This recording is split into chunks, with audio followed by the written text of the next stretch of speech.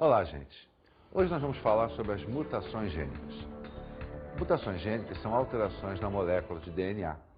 E essas alterações, consequentemente, acabam provocando alterações no fenótipo, na expressão do gene. O DNA é uma molécula razoavelmente estável.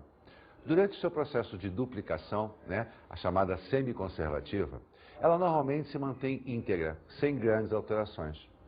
Porém, é passível de ocorrer falhas durante o processo de duplicação do DNA, ou por agentes externos, tais como raio-x, radiação ultravioleta, ou até próprios mecanismos metabólicos da gente.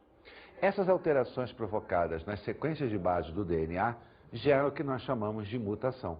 Então, a mutação é a alteração na sequência do DNA. Essa alteração pode não provocar absolutamente nada. Nós temos mecanismos de autocorreção. Ou, às vezes, uma pequena mutação é capaz de provocar uma alteração muito intensa do fenótipo da pessoa. E, consequentemente, essa alteração pode ou não gerar uma péssima qualidade de vida. Bem, para que a gente possa entender melhor o que é a mutação, vamos acompanhar um exemplo de uma alteração entre a base citosina e a base uracila. Vamos lá. A citosina é uma base nitrogenada, onde ela tem um radical de amina. A perda desse radical de amina pode fazer com que ela se transforme na uracila. Repara que a molécula é extremamente semelhante. Uma alteração de base é capaz de provocar a mudança total da base. E, consequentemente, essa mudança de base é capaz de gerar uma informação diferente da informação original. Vamos ver a molécula como um todo. Repare o seguinte, eu aqui tenho uma molécula de DNA que, durante o processo de autoduplicação, ela vai abrir os seus filamentos, novos filamentos serão incorporados e a molécula vai se manter igual, processo chamado de semiconservativo. Porém, aquela alteraçãozinha da perda do radical de amina pode fazer com que esta citosina aqui se perca e gere uma uracila. Repara que a sequência normal seria guanina, citosina. Eu agora tenho guanina, uracila. Esta entrada da uracila aqui vai provocar e muito uma alteração na estrutura molecular. Isso por quê? Primeiro que a uracila não é uma base do DNA, ela é uma base do RNA. Mas por alteração bioquímica, ela foi incorporada à molécula de DNA. Quando a leitura genética dessa molécula for feita, a informação será totalmente trocada. Vamos observar. Olha só. Eu tenho aqui o DNA normal. Eu já tenho aqui a alteração da uracila. E aí o que acontece? A base que faz par com a citosina é a guanina. Mas ao trocar citosina por uracila, a paridade de base já passa a ser adenina. Então, eu já acabei trocando o outro filamento também. Como essa uracila não faz parte da molécula de DNA, ela é retirada pelo processo de correção automático. Só que ao se retirar a uracila, a outra base já foi trocada.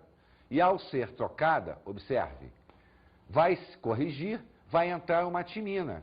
Por quê? Porque a timina é a base nitrogenada que faz par com a adenina na molécula de DNA. Mas atente, originalmente eu tinha uma guanina e uma citosina. A retirada dela provocou a incorporação de uma uracila, que vai ser removida, porque a uracila não faz parte do DNA, incorpora-se uma timina, só que agora a sequência já não é mais igual à original. Esta sequência de DNA aqui agora é chamada de DNA mutante. A partir daí, essa alteração na sequência de bases pode provocar uma alteração significativa na transformação da informação genética. Pode ser que essa alteração não gere grandes problemas para frente, na hora de se traduzir o código genético. Mas essa pequena alteração aqui pode, muitas das vezes, provocar uma grande alteração bioquímica. Bem, para que a gente possa melhor entender isso, vamos ver alguns exemplos. né? Existem vários exemplos dentro da espécie humana, várias alterações genéticas que provocam grandes alterações bioquímicas e, consequentemente, uma piora na qualidade de vida da pessoa. O primeiro exemplo que nós vamos ver é a chamada anemia falciforme, ou tecnicamente chamada de ciclemia. Para que a gente possa entender o que significa isso, vamos nos recordar a bioquímica da hemácia. A palavra anemia indica para a gente que é uma redução na quantidade de hemácias funcionais do nosso organismo.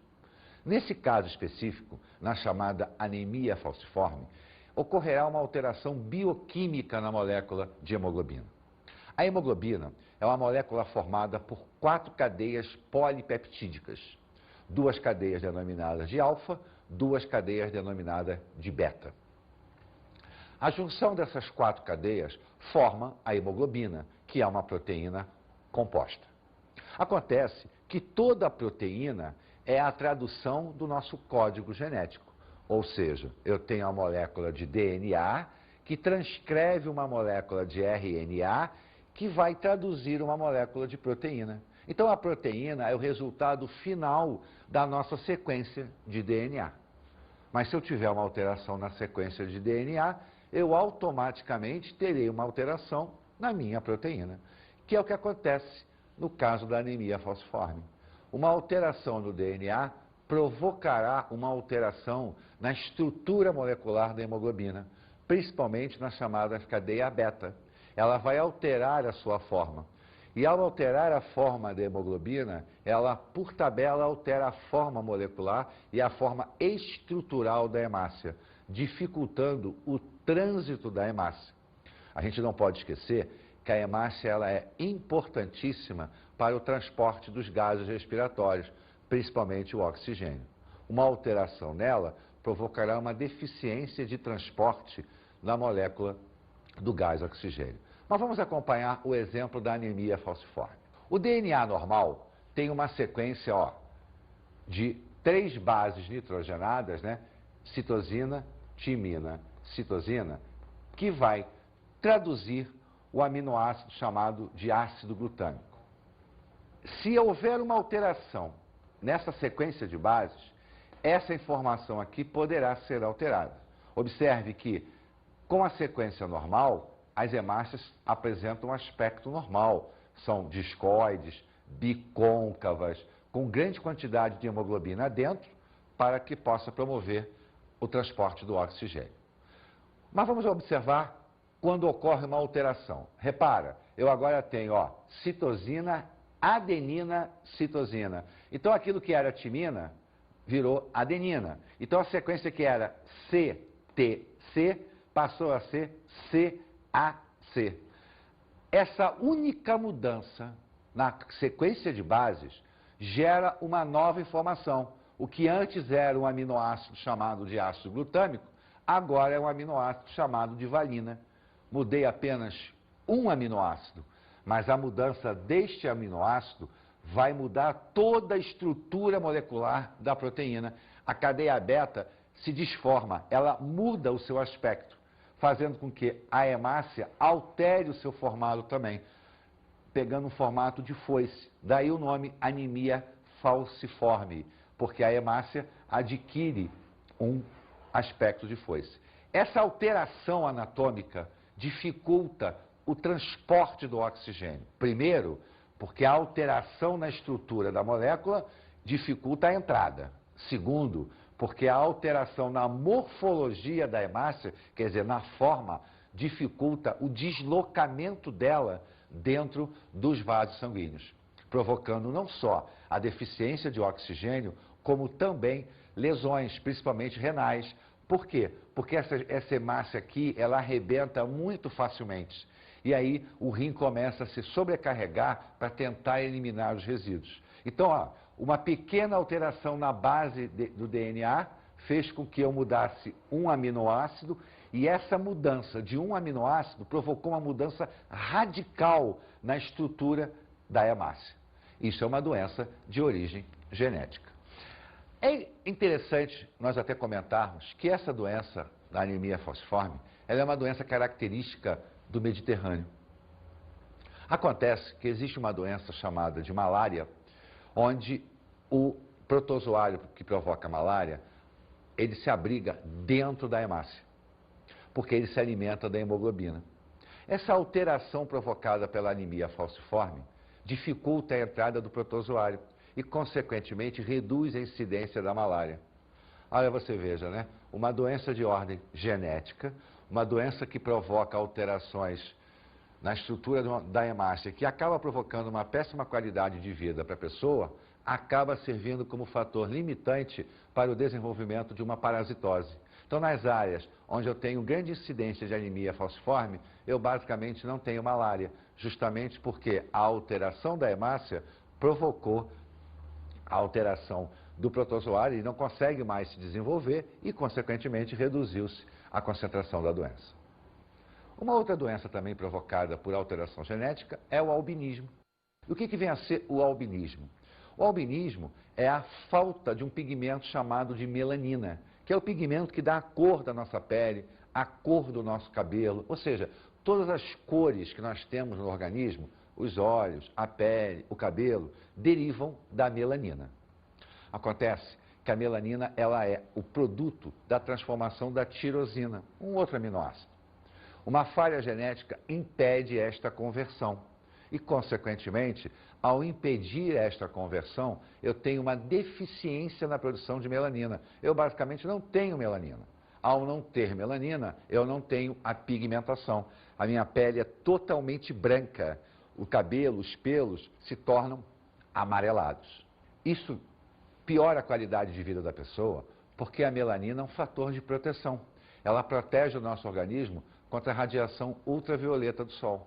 Então, as pessoas que não têm melanina têm que se proteger muito mais do que nós que temos. Isso não significa dizer que nós que temos melanina estamos protegidos radicalmente contra a radiação ultravioleta. Não, não estamos. Porém, ela funciona como filtro. Já a pessoa que não tem um problema agravado, que além de se ter que aumentar o fator de proteção contra a radiação ultravioleta, tem que tomar o máximo de cuidado, visto que a radiação ultravioleta é um fator mutagênico, é um fator que provoca alteração do DNA, podendo provocar o câncer de pele, né? O famoso melanoma. O nosso terceiro exemplo é a fenilcetonúria. O que é a fenilcetonúria?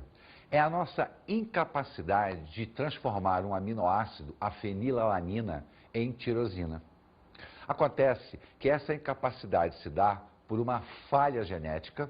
Essa falha genética impede a formação de uma enzima que vai ser a responsável pela transformação da fenilalanina em tirosina. Isso é muito grave, porque o acúmulo de fenilalanina na corrente sanguínea faz com que haja produção de ácido. E aí o nosso sangue, se tornando ácido, provoca alterações de ordem neurológica. Acontece que mesmo sendo uma deficiência genética e, consequentemente, não existindo cura, nós temos como controlar a doença, bastando que se faça uma dieta restritiva da presença do aminoácido. Porque esse aminoácido é muito comum em farináceos. Por isso, no Brasil, já há bastante tempo, e inclusive em todos os países do mundo, a criança deve ser testada logo após o seu nascimento se ela tem ou não a capacidade de transformar a fenilalanina em tirosina. Esse exame é o famoso teste do pezinho, tecnicamente chamado de PKU. O teste do pezinho faz o diagnóstico de várias doenças, inclusive da incapacidade de transformação do aminoácido. Sendo detectado esse problema, a criança vai ter uma alimentação isenta desse aminoácido e, com isso, ela não faz o acúmulo acentuado na corrente sanguínea e pode ter uma vida normal.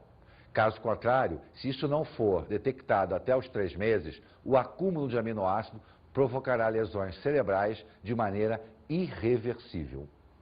Esse aminoácido é muito usado em produtos diet. Por isso é que, quando você pegar uma latinha de refrigerante diet, observa que está escrito assim: atenção fenilcetonúricos, contém fenilalanina. justamente para que a pessoa que tem o problema não faça a ingestão desse refrigerante, o que pode provocar uma elevação na taxa de aminoácidos na corrente sanguínea.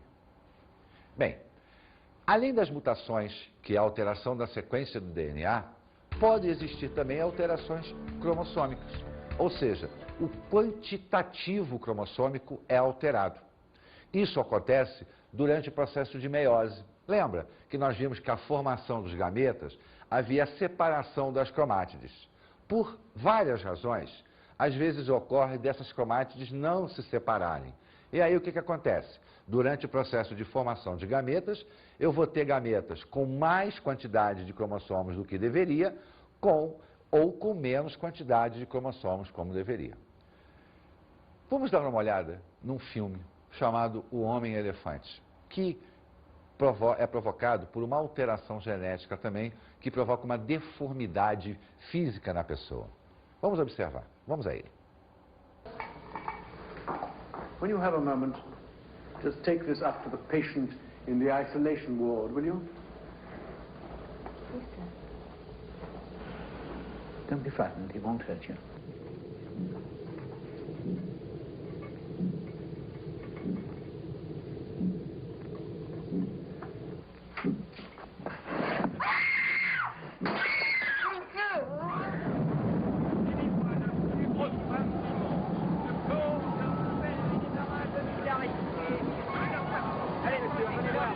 Regardez l'homme tatoué, venez voir, allez, l'homme tatoué.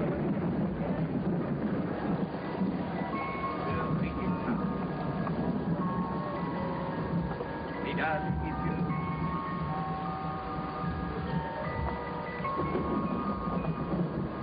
C'est terrible. Homme, éléphant.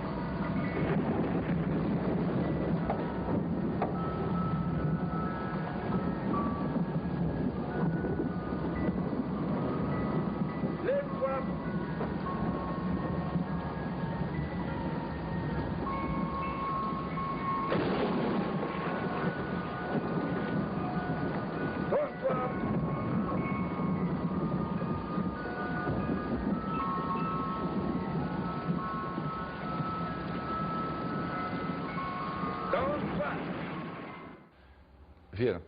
Antigamente, como não se tinha muita noção das doenças genéticas, as pessoas que apresentavam alterações não explicadas eram isoladas, como eram os pacientes de doenças mentais também.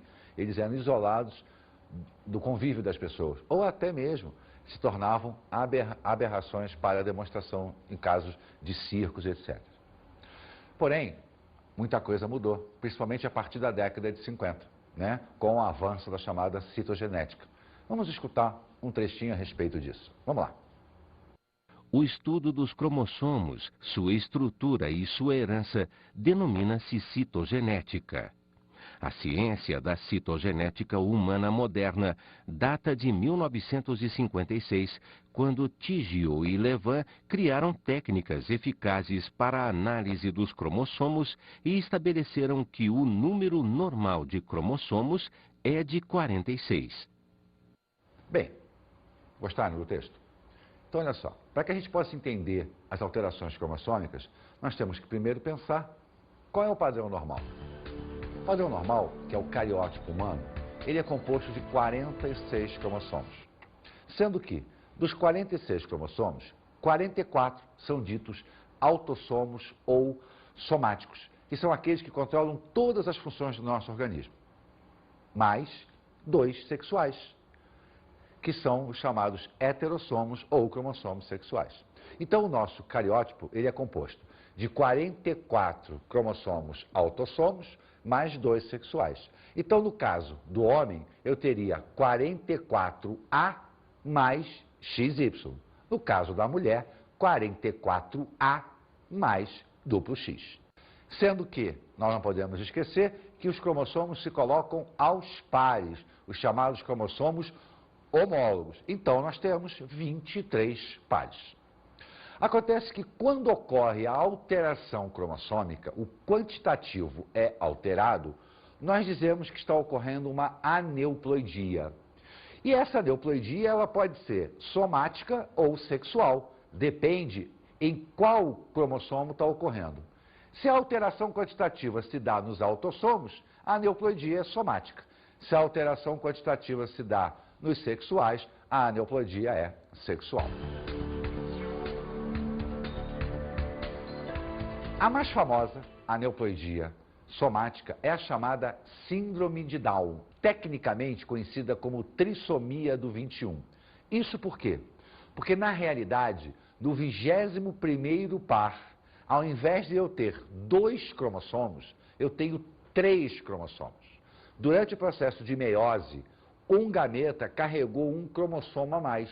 Então, na hora que houve a fecundação, que houve a fusão, esta célula, que deveria ter 44A mais XY, ou 44A mais duplo X, passa a ter 45A, porque ela ganhou um cromossomo a mais.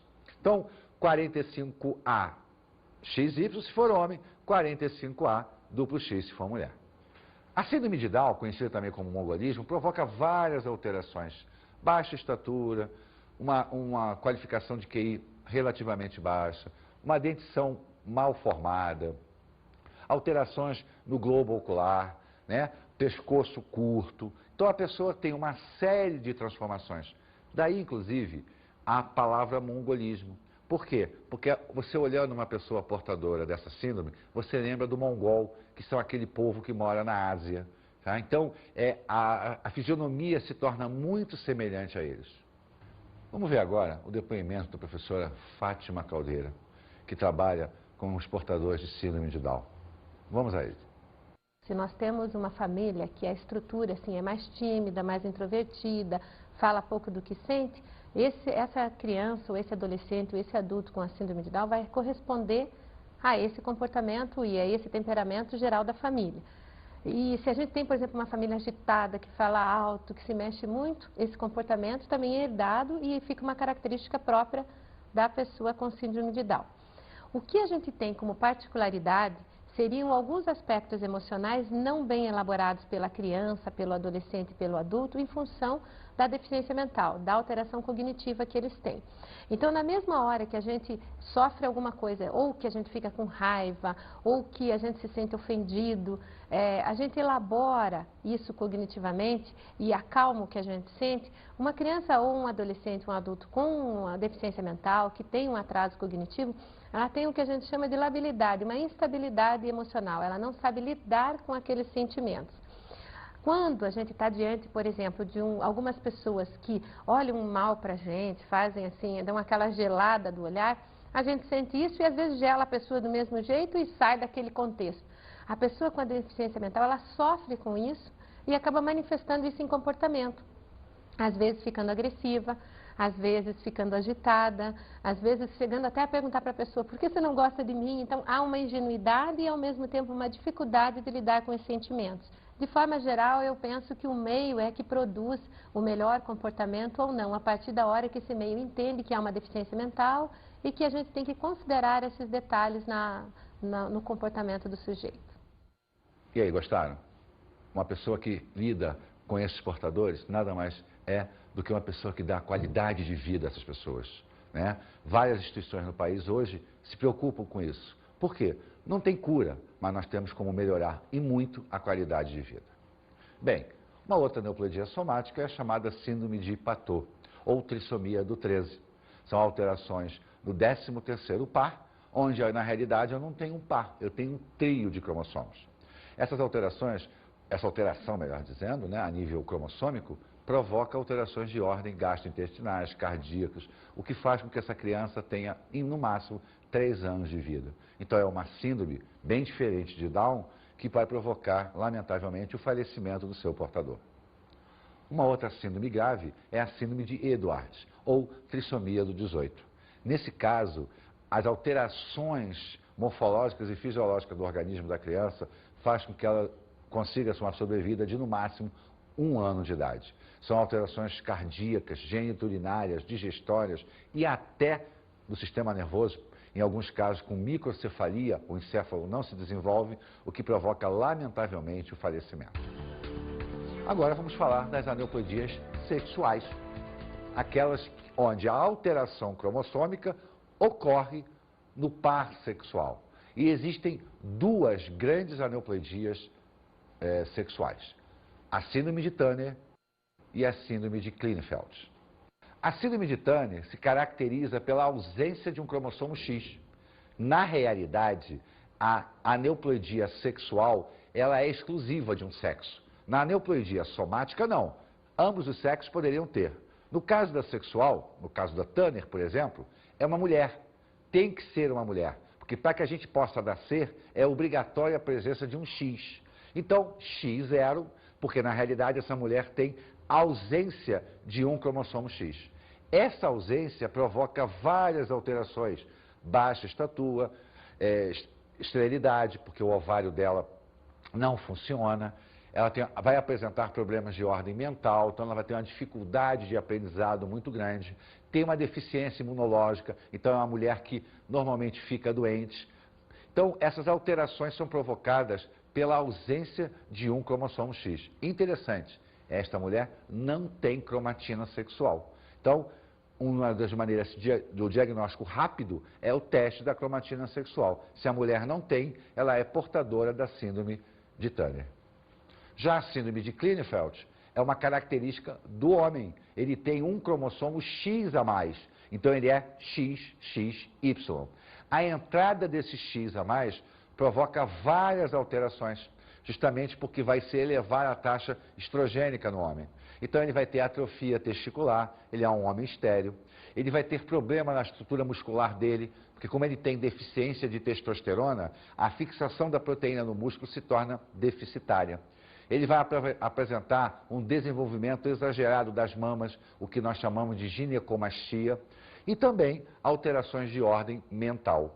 Então, tanto na Turner quanto em Klinefelter, você tem a especificidade do sexo. Turner para a mulher, Klinefelter para o homem. Bem, as alterações cromossômicas, de uma maneira bem resumida, nós podemos dizer que tem ordens somáticas ou sexuais. Não importa que ela seja somática ou sexual. O que importa é que durante o processo de meiose houve uma falha na formação de gametas e, consequentemente, ou alguém ganhou mais cromossomos do que deveria, ou alguém ganhou menos cromossomos do que deveria. Vamos agora às nossas dicas de estudo.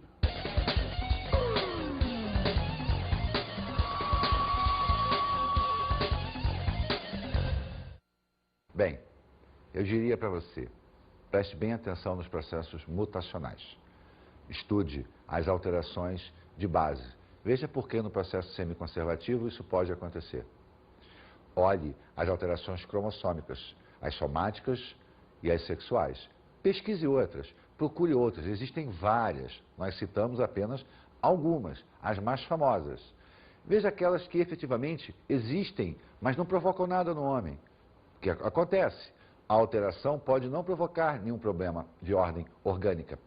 Então dê uma pesquisada, vale a pena, é um assunto extremamente interessante. Bons estudos.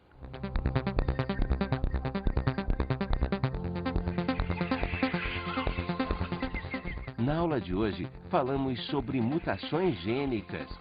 Bem, nós estudamos hoje as alterações mutacionais, ou seja, as alterações na sequência de bases do DNA. Vimos que a troca de uma base é suficiente para provocar a alteração da informação genética. Muda-se uma base, muda-se o códon, muda-se a tradução do código genético. Então, essa simples troca de base é capaz de provocar uma nova informação de um novo aminoácido e, consequentemente, uma nova alteração proteica. Estudamos o cariótipo humano. Vimos a quantidade de cromossomos. Vimos que existe a separação entre os chamados cromossomos autossomos e os cromossomos sexuais. Vimos também que eles se colocam aos pares, os chamados pares homólogos. Então, observamos que nós temos 46 cromossomos dispostos de maneira a formar 23 pares e dentre esses 23 pares nós temos pares classificados como autossômicos ou somáticos e o par sexual ou heterossômico. Vimos as alterações cromossômicas não sexuais. Vimos que as alterações cromossômicas são denominadas de aneuploidias. estudamos as principais aneuploidias somáticas. Falamos de Down, falamos de Patot, falamos de Edwards. Observamos que, às vezes, a aneuploidia provoca alterações, mas a vida é possível. Outras, lamentavelmente, essas alterações provocam uma sobrevida muito pequena, levando ao óbito de uma maneira muito cedo. Então, as alterações somáticas podem ou não provocar mudanças profundas, que pode levar à morte da pessoa. E conhecemos as alterações cromossômicas sexuais. Não tão fatais quanto as somáticas, porém, provocam alterações profundas. Existem várias, mas nos preocupamos hoje com as duas mais famosas. A síndrome de Turner, que se caracteriza pela ausência de um cromossomo X, e a síndrome de Klinefeld, pela entrada de um cromossomo X. Vimos que as aneuploidias somáticas não são exclusivas de sexo. Já as sexuais são determinantes, ou a mulher ou o homem. No caso de Turner para a mulher, no caso de Klinefeld para o homem. Vimos que essas alterações provocam, entre muitas coisas, a esterilidade da pessoa por incompatibilidade do funcionamento da glândula sexual. Bons estudos.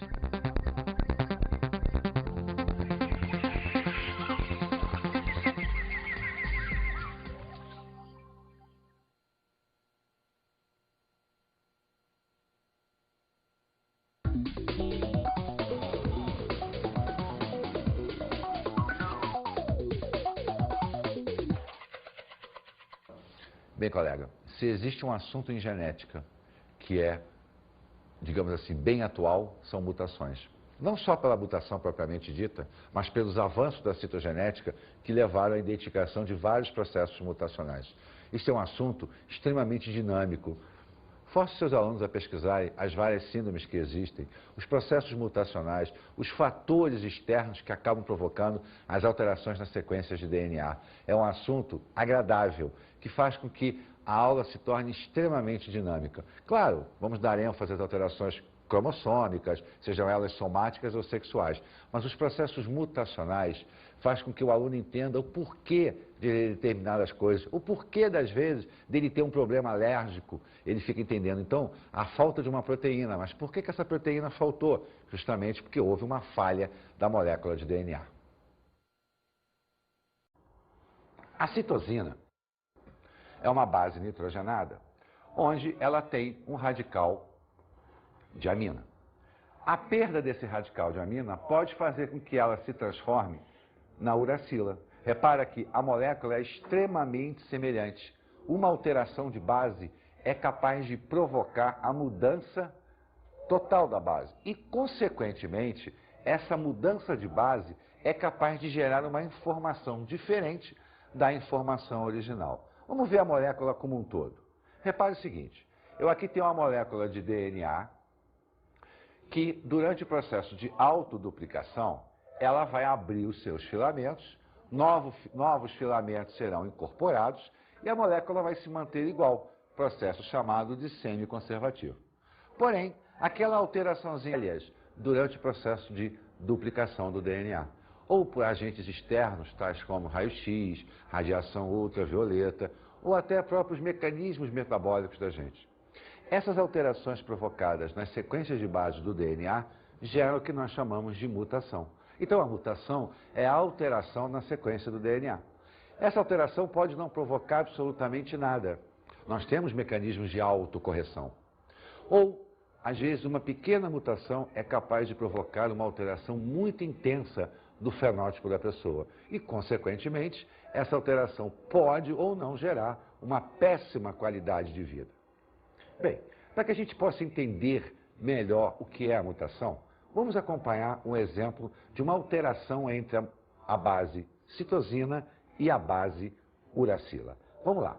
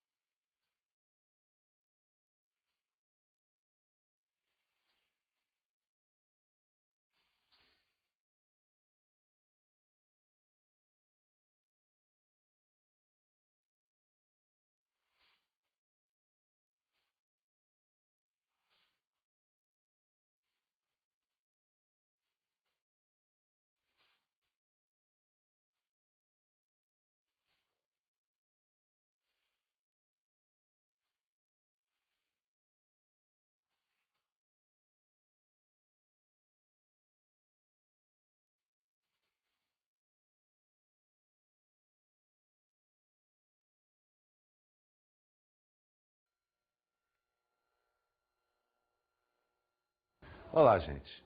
Hoje nós vamos falar sobre as mutações gênicas. Mutações gênicas são alterações na molécula de DNA. E essas alterações, consequentemente, acabam provocando alterações no fenótipo, na expressão do gene. O DNA é uma molécula razoavelmente estável. Durante o seu processo de duplicação, a chamada semiconservativa, ela normalmente se mantém íntegra, sem grandes alterações. Porém, é passível de ocorrer falhas